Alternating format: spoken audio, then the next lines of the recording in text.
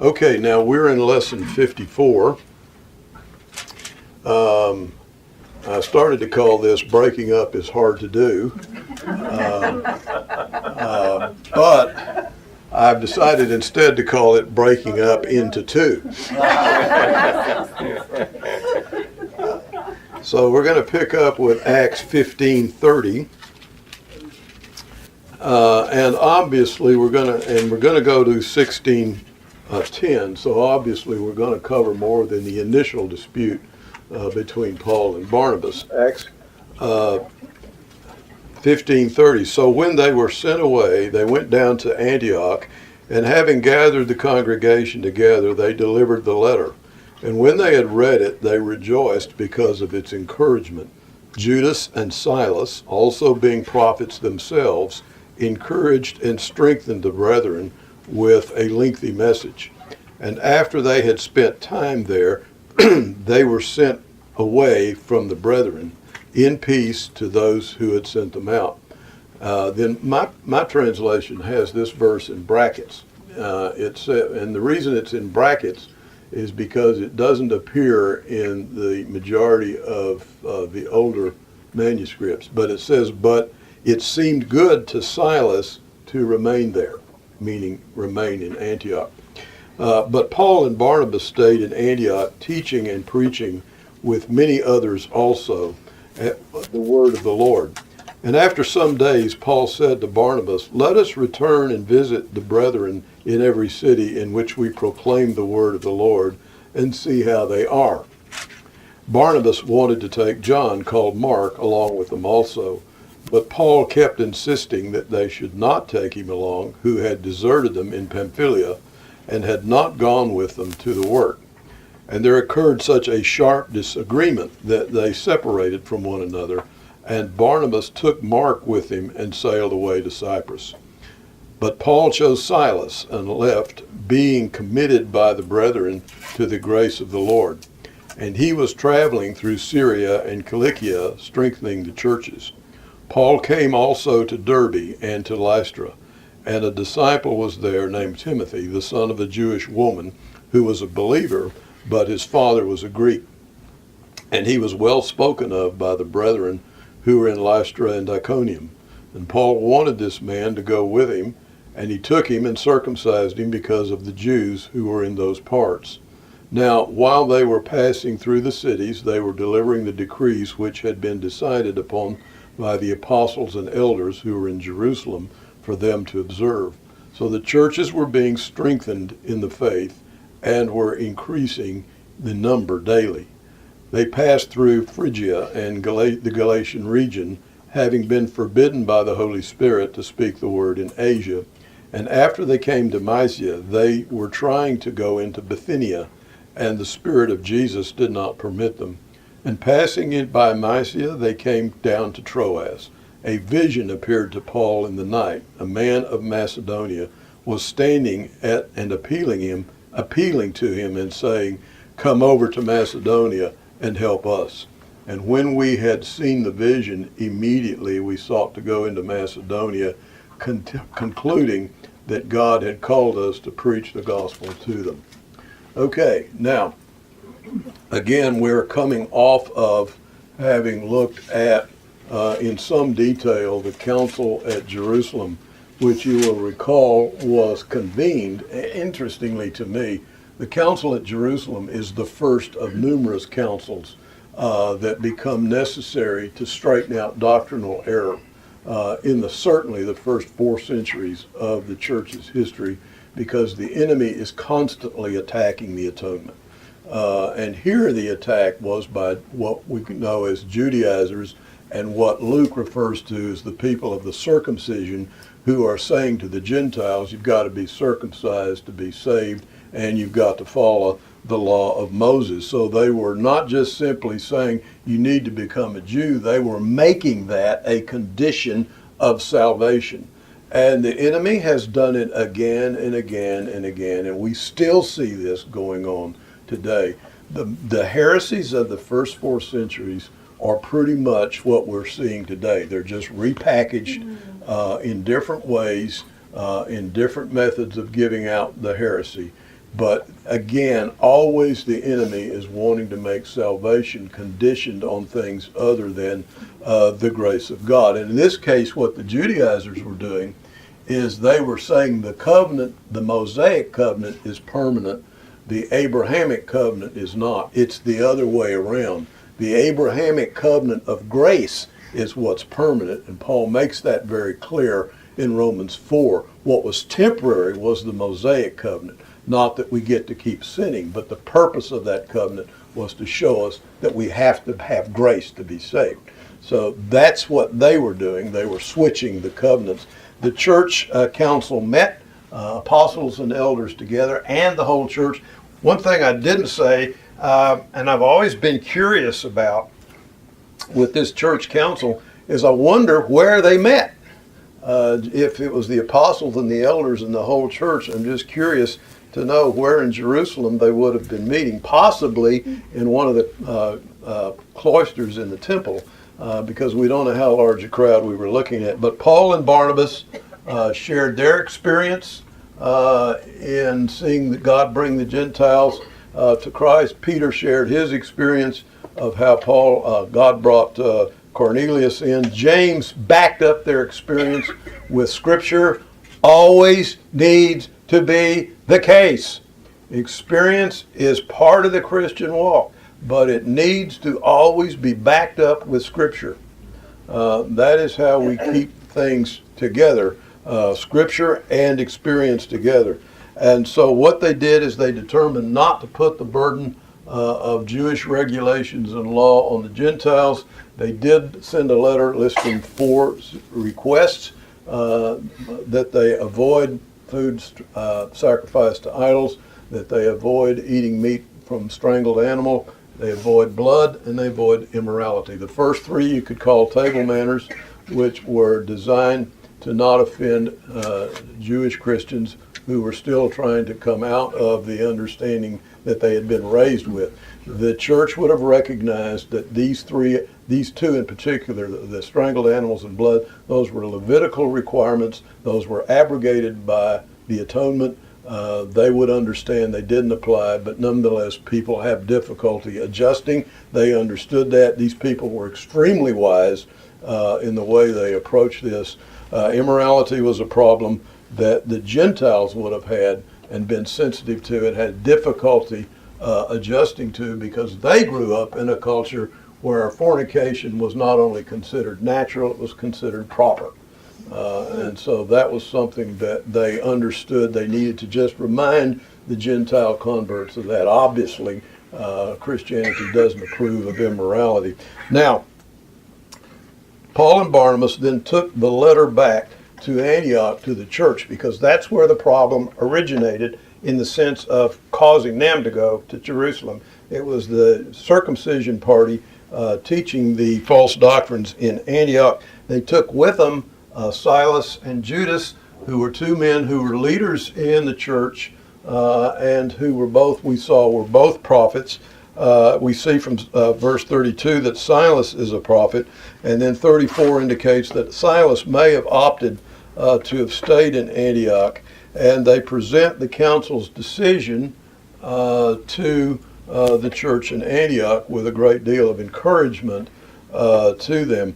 In fact, this church decision, this council, was what really helped open the floodgates for evangelism among Gentiles. And what we see over in Acts 16, for example, is exactly that. Verse 4, now while they were passing through the cities, they were delivering the decrees which had been decided upon by the apostles and elders who were in Jerusalem for them to observe. So the churches were being strengthened in the faith and were increasing in number daily. And Luke's intent there in putting those 2 verses together is to get us to understand the impact spiritually that this church letter was having from the council in Jerusalem in cutting the Gentiles free of any entanglement with Judaism itself, and was actually a basis to help encourage and increase Gentile conversions. And that's the point that he's trying to make in putting those 2 verses right there together. Now, Paul, after they've been here a while, and it doesn't tell us. We have no idea how long they continued preaching and teaching in Antioch. But Paul decides and makes the suggestion, hey, Barnabas, why don't we go back through the churches that we founded in Galatia and see how they're doing? And Barnabas evidently is in favor of that.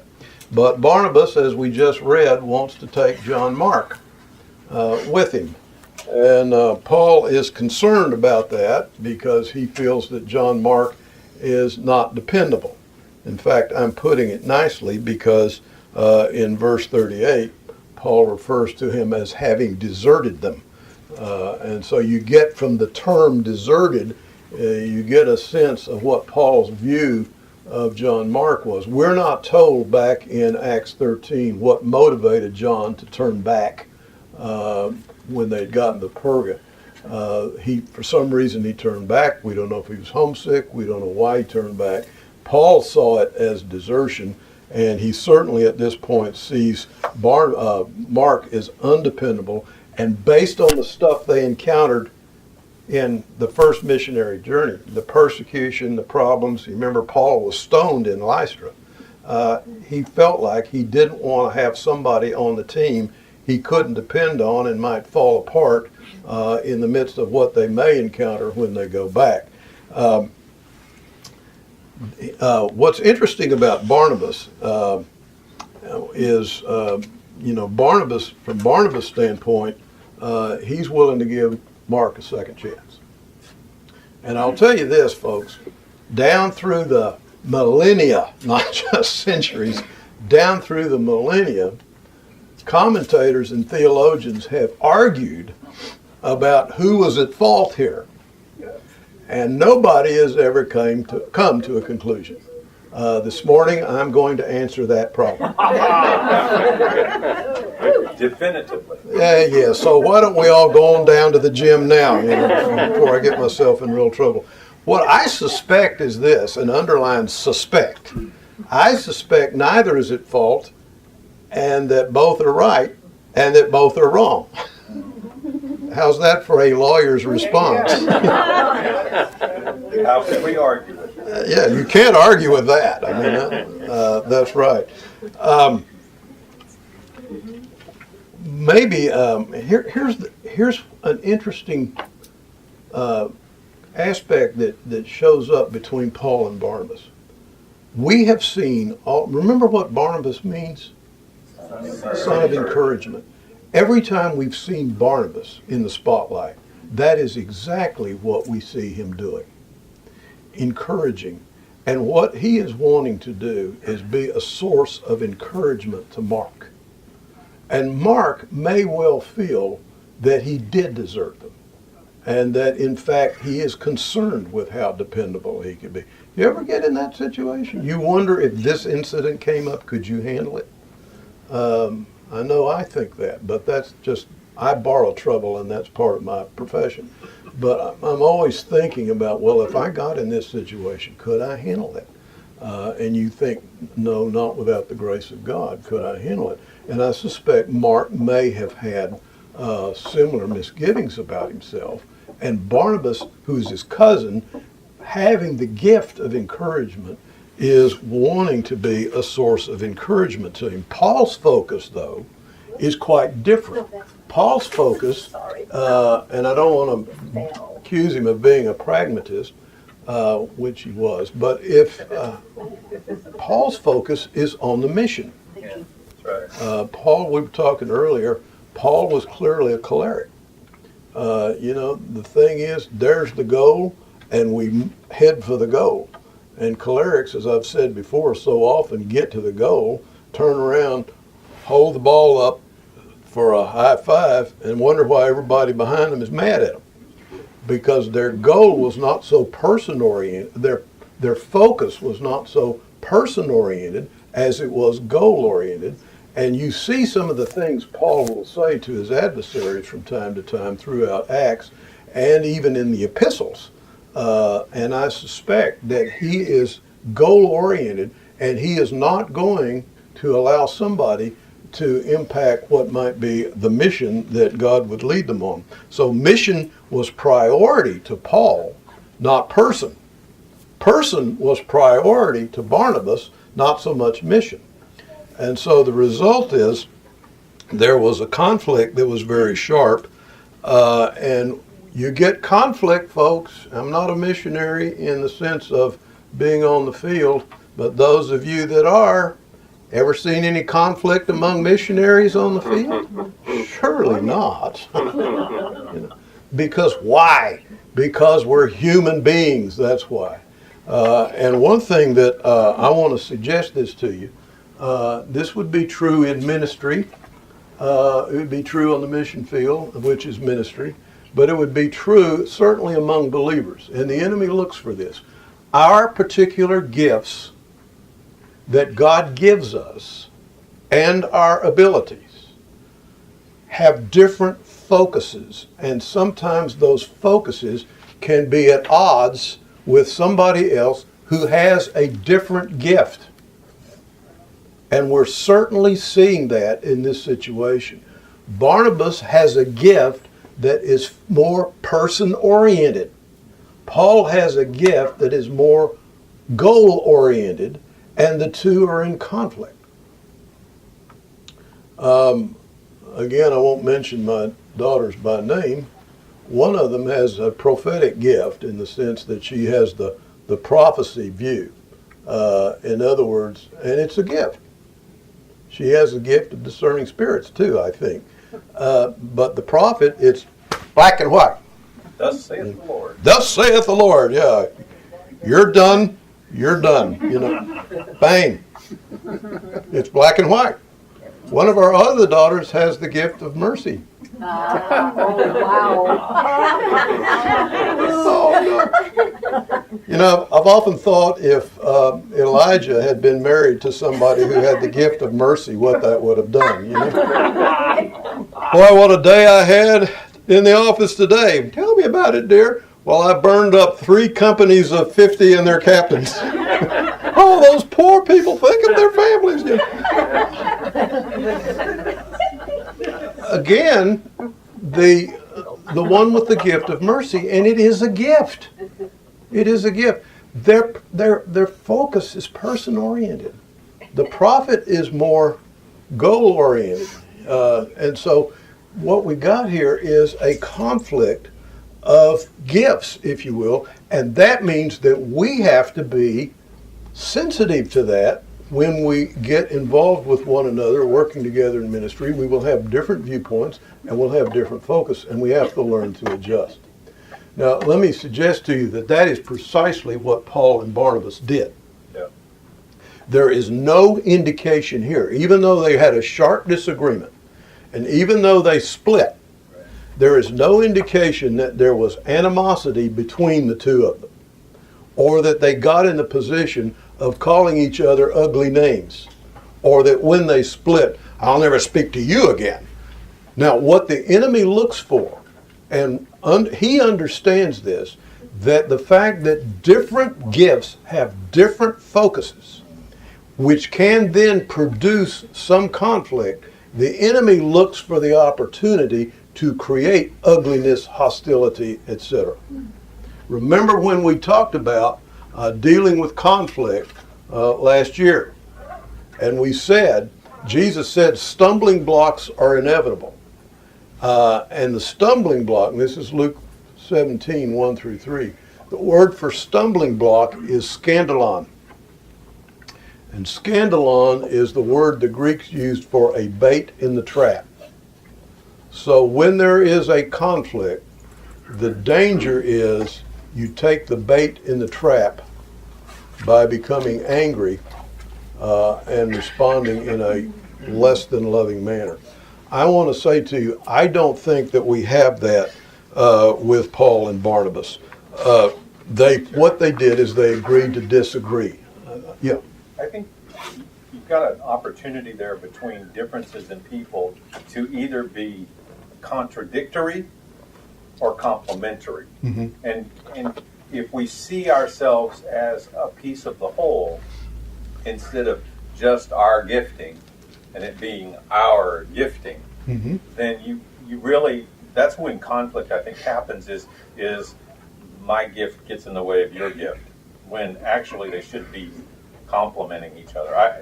I think if you saw Paul and Barnabas together, you would understand that their relationship was one that complemented. I mean, Paul's the "Thus saith the Lord," and Barnabas is batting cleanup behind him. That's probably true. That's probably true. And it works together. Yeah, I would also suspect that Silas may have had some of the same giftings that Barnabas had. He may have. Yeah. I'm just a wonderment. When we see this, kind of if we look at God's overall big picture, I wonder if there weren't various places that God wanted these people to be. And so by allowing this human thing to happen, you might say, big old dispute, he was using it to reach more people. Well, that's what happened here. Yeah, that because they split, then they went to two places instead of one, and God's purposes, his bigger purpose was bigger than what is apparent on the... Right. In fact, what happens here is God in his sovereignty uses the weakness of men to create two teams instead of one. As John Stott says, that does not excuse us and allow us to quarrel. Yeah. Right. Yeah, Tom. We have, each of us are given two eyes, and it enables us to see three-dimensional. We can see depth perception because of the stereoscopic vision. So that's the way the marriage, for instance, is supposed to be, where my wife Careful. goes this way. You're stepping into hot water now. Well, we have some disagreements from time to time, and I had one.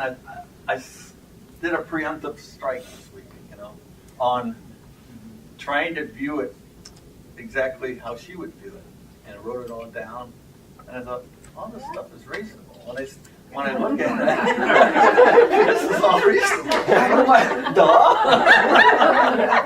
but until you look at it from their view, you can't. Okay. So God has given so it's kind of interesting. And then if there's two things come from too much of a different direction, then you get division, which is two visions. Well, and I'm glad you bring up the marital relationship, because if God has put the two of you together, that's like a team. You are a team. Okay. There you're going to see that very often come to light, because the husband and the wife are each going to come from things from a different perspective. And that doesn't mean the husband is the tough guy and the right guy, and the wife is just weak and not able to. No, it's equal. It's the same. God regards men and women as equal before him. And what is interesting is that if you understand that each one has got a different perspective and deal with the perspective, then you're learning how to deal with conflict. And it would be the same thing in the ministry. You recognize if there is a conflict, the first thing you want to recognize is maybe they're functioning from different focuses and the gifts they have from the Lord. Now, if Joan will forgive me, I'll give an example from our, she's looking down, so. She already knows what story you're going to tell anyway. Thank you. What am I going to tell, dear? She said, be careful. The truth of the matter is, we don't argue much. And the reason for that is because I know I couldn't win. Anyway. You need a good lawyer. And at home, there are none there. But one time we were in a conflict, not serious, but not agreeing with each other on something. And so what we were ultimately decided to do is And here's the problem with argument and conflict. You often are so busy wanting to press your point that you're really not hearing what the other one is saying. That's right. That's right. Punching me for You like my card? The United States is listening to you. But what we decided to do was, first of all, ask Joan, what do you hear me saying? Right. And she listed it. I hear you saying A, B, C, and D. And I said, I am saying A, B, C, but not D. And she said, what do you hear me saying? And I said, I hear you saying W, X, Y, and Z. Wow. She said, you're right, I am saying W, Y, X, but not Z. So then we figured out where we were off and then began to look at it from that standpoint and able to work that out. Because we have different focuses. We're two different people, and we should be considered as two different people. And Paul and Barnabas are doing the same thing, and they are recognizing and respecting each other from where they're coming from. While they did not agree, and I understand, Paul could not bring himself to go into a dangerous area and count on Mark. And he understood Barnabas felt like Mark needed help. Now, let me suggest this to you folks. And that, first of all, we know that there was no animosity between Paul and Mark. Paul mentions years later Mark in a not Paul and Mark, Paul and Barnabas. Paul mentions Barnabas in a sense, a positive light. 1 Corinthians 9, let's see, 1 Corinthians 9:6. Are only Barnabas and I do not have a right to refrain from working? Now, granted, that doesn't mean a whole lot, but in the sense of how they felt about each other, but he is prepared to see Barnabas in the same light that he is in. Now, let me say this about Barnabas' insight with Mark. Barnabas, it turns out, was correct. Okay. Mark is the guy that wrote the second gospel. Hello. He is also, we know from 1 Peter 5:13, that eventually he became the assistant to Peter. 1 Peter 5:13. In other words, you can see the tremendous ministry value of Barnabas. When this man was probably very down on himself, Barnabas came in and put an arm around him, and we're the beneficiaries of that. 1 Peter 5:13, he says, she who is in Babylon, chosen together with you, sends you greetings, and so does my son, Mark. So there's a very close relationship with Mark. Papias, the bishop of Hierapolis in AD 130, said that Mark was Peter's interpreter, and that Mark wrote the gospel by writing down accurately Peter's memory of the words and deeds of Jesus. Eusebius, who is considered the first church father, in his book, which is called The Ecclesiastical History, and that was written in 325, and Eusebius says that Mark wrote his gospel as a result of a plea from Christians asking him to set down in writing accurately what Peter had remembered of Jesus and taught him. So when you read Mark, you are reading Mark's putting down what Peter remembered of Jesus. So it's him writing down a first-hand account from having been with the one who was there and who saw it. The other thing that Eusebius says is that Mark was the first to preach the gospel in Egypt and founded churches in Alexandria, and ultimately was martyred in Alexandria. So you can see the tremendous benefit that Barnabas has given all of us by putting his arm around Mark, so much so that even Paul realized that Barnabas was quite correct in what he did. Barnabas, I think, let's look at Colossians 4:10. 4:10, Aristarchus, my fellow prisoner, sends you greetings, and also Barnabas's cousin Mark, about whom you receive instructions. If he comes to you, welcome him. And then when Paul was in prison, that Colossians was written during his first imprisonment. He was subsequently released after that, but a few years later was again arrested, probably during the Neronian persecution, and taken to Rome and condemned to execution. And as he was awaiting execution, he writes the letter that he wrote to 2 Timothy, and to Timothy in 2 Timothy. And in that letter, he says, let's see, verse 11 of 2 Timothy 4, only Luke is with me. Pick up Mark and bring him with you, for he is useful to me for service. I think Barnabas gets the credit.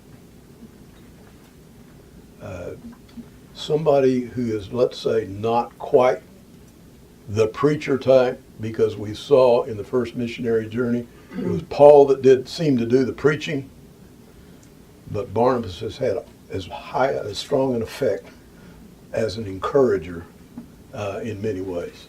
So it is a tremendous result. And so, of course, what happens now, we have two teams going out into the mission field and not just one. So it's a tremendous opportunity. Paul chooses Silas to be his team member. He is evidently impressed with Silas. As we said, that he was a leader in Jerusalem. We saw that in Acts 15:32, and a prophet who was able to strengthen the church. I suspect Silas was similar to Barnabas in that he was a strengthener and encourager. We see from verse 32 over here, notice it says, Judas and Silas, also being prophets themselves, encouraged and strengthened the brethren with a lengthy message. And so encouragement and strength is really, in Silas, is really significant, I think, for someone like Paul, who he is. So notice how God puts the team together again, and it's a very similar team in some ways. Also, one of the tremendous advantages, and you'll see this in Acts 16:37, Silas is also, like Paul, a Roman citizen. And that is going to prove to be very valuable as they eventually go into Greece and into Western Europe, or into Europe rather. And then it's pretty clear, I think, that Silas was an enthusiastic backer of Paul's Gentile evangelism, and he is a co-author with Paul of both 1st and 2nd Thessalonians. He was also a secretary, if you will, to Peter. And he wrote, probably is the one that wrote, Peter probably dictated 1 Peter, and Silas wrote it down. Because let's look over in 1 Peter 5 again. Because Silas's Greek is absolutely beautiful. I mean, it is, it's incredible. 1 Peter 5, let's see here. Anybody know where that is, by the way? 1 Peter 5, he says,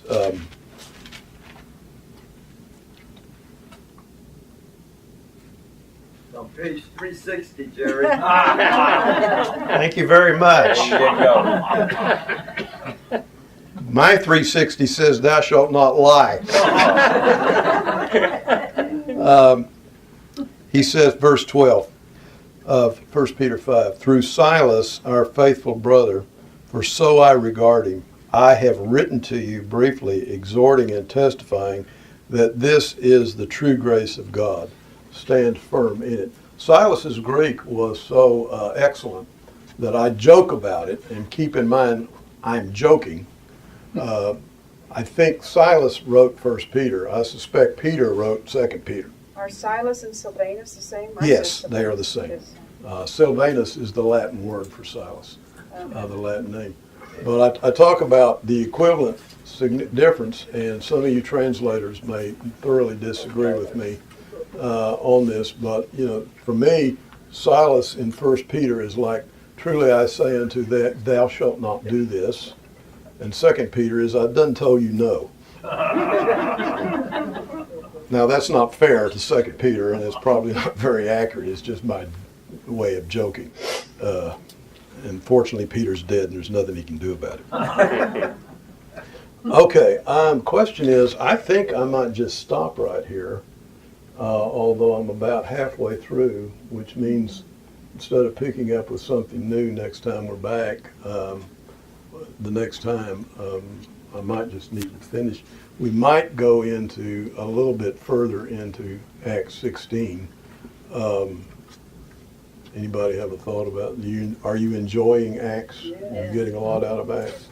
The one thing in Acts I don't really want to get into is the last quarter of Acts, simply because it's such a challenge to teach, because it's about Paul's problems when the Jews try to kill him and he's picked up by the Romans, and then he winds up 2 years in prison in Caesarea, and then his trip over the sea, and then they get into storm at sea and that sort of thing. Hurricane Harvey hits them, and they wind up sinking.